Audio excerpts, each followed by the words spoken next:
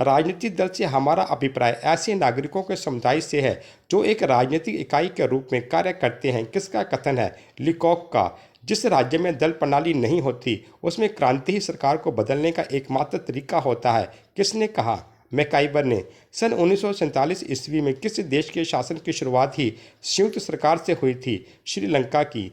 किसने कहा है कि लोकतंत्र को प्रशिक्षित करके उसके निर्माण और अभिव्यक्ति में राजनीतिक दलों के द्वारा अत्यधिक महत्वपूर्ण कार्य किया जाता है? लॉर्ड ब्राइस द्वारा। भारत में साम्यवादी दल की स्थापना हुई थी 1924 ईस्वी में।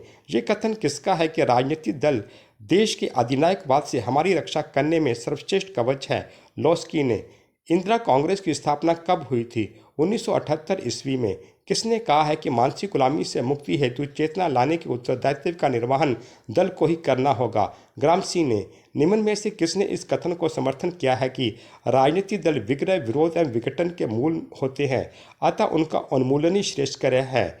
विनोबा भावे जी ने कहा है, महात्मा गांधी जी ने कहा है व जयप्रकाश नारायण जी ने कहा है। स्वतंत्रता प्राप्ति के पश्चात कांग्रेस का विभाजन कब हुआ था? 1969 ईस्वी में। लोकतंत्र का प्राण तत्व किसे कहा जाता है? राजनीतिक दलों को। स्वतंत्र भारत के संविधान को किसने दास्ता का घोषणा पत्र कहा? साम्यवादियों ने। द्रविड़ मुनेत्र कड़गम का सूत्रपात किया? CN अप्पादुराई ने। मुस्लिम लीग की स्थापना कब हुई थी? 1906 ईस्वी में। जातीय संप्रदाय एवं अन्य आधारों पर गठित क्षेत्रीय दलों की संख्या किस राज्य में सर्वाधिक है? उत्तर प्रदेश में।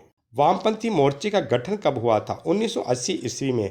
असम गण परिषद, जिसका नेतृत्व आरंभ से आखिर तक छात्रों द्वारा किया गया है, इसके प्रमुख नेता हैं प्रफुल्ल कुमार महतो। ये किसने कहा है कि फ्रांस में जिस दिन प्रधानमंत्री पद ग्रहण करता है उसी दिन उसके किसी साथी द्वारा उसके पतन के लिए कार्य करना प्रारंभ कर दिया जाता है? M. ब्रायन ने कहा था।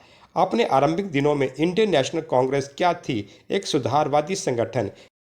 समाजवादी दल उत्पादन और वितरण पर राज्य का नियंत्रण हो में विश्वास रखते हैं। भारत में बहुदलीय पद्धति पाई जाती है। दबाव समूह कहाँ सबसे अधिक क्रियाशील है? अमेरिका में। The process of government, a study of social process किसकी कृति है? आर्थर बेंटले की। दबाव समूह को तृतीय सदन एवं गुमनाम साम्राज्य की संख्या किसने दी है? फाइंडर ने। दबाव समूह का मुख्य उद्देश्य क्या होता है? मंत्रियों, शासन कार्यों व विभिन्न तरीकों से दबाव डालने से अपना कार्य निकलवाना।